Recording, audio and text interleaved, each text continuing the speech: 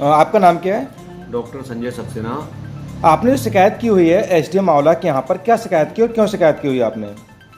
ऐसा है ना, निर्वाचन आयोग के द्वारा मतदान डालने के लिए लोगों को प्रेरित किया जाता है और एक मत जो है देश की दिशा और दशा दोनों ही बदलती है और मतदान करना मतदाता का अधिकार है। ऐसे में मुझे सज्ञात हुआ कि आंवला में जो मेरा वोट है, मैं पिछले 40 साल से वोट डाल रहा हूँ और अभी जो मतदाता सूची आई है उसके अंदर मुझे और मेरी पत्नी दोनों को ही मृतक दिखा दिया गया। बड़े आश्चर्य की बात यह है कि बीएलओ जो होते हैं उनका कार्य होता है वोट बनाना, उनका कार्य होता है कि कारण सहित वोट को विलोपित करना।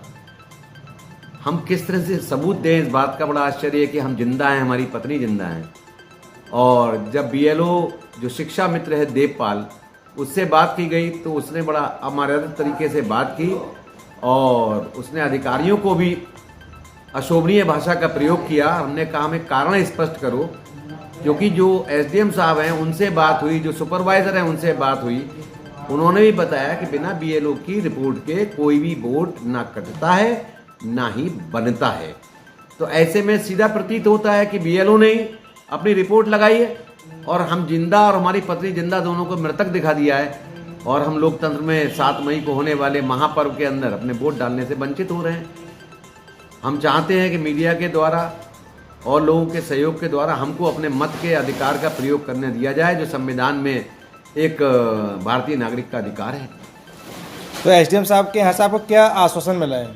एसडीएम साहब से मेरी बात हुई थी, वो भी बड़ा आश्चर्य मान रहे थे। उन्होंने कहा कि डॉक्टर साहब बिना बीएलओ के वोट कैसे कट जाएगा। तो मैंने कहा आप 23 तारीख को जो प्रकाशन सूची हुई है उसमें मैंने अपनी बेटी का वोट जो है उसमें देखने के लिए सूची ली है। उसमें मैं, मेरा परिवार, मेरे छोटे भाई, उनका परिवार, सबका वोट सामूहिक है।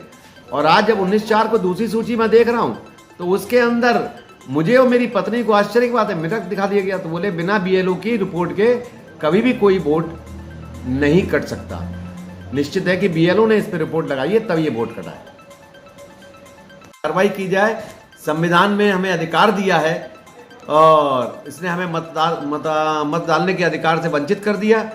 और किस कारण से किया है हम वो कारण जरूर जानना चाहते हैं, इसकी दी हुई रिपोर्ट जानना चाहते हैं कि इसने किससे साक्ष्य लिए हैं कि हम मर चुके हैं और हमारी पत्नी भी मर चुकी है।